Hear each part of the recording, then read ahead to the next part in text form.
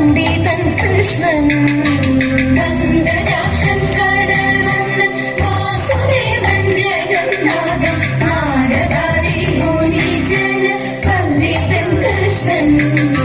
ഭാര്യമാരും 16,000 സാന്ദ്രബോധം ദ്വാരകയിൽ വസിക്കും കാലം ഭാര്യമാരും 16,000 സാന്ദ്രബോധം ദ്വാരകയിൽ വസിക്കും കാലം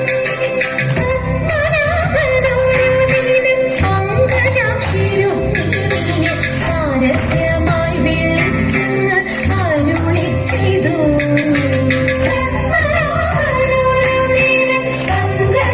പങ്കജാക്ഷിരുക്മിണിയെ സാരസ്യമായി വിളിച്ചെന്ന് അരുളി ചെയ്തു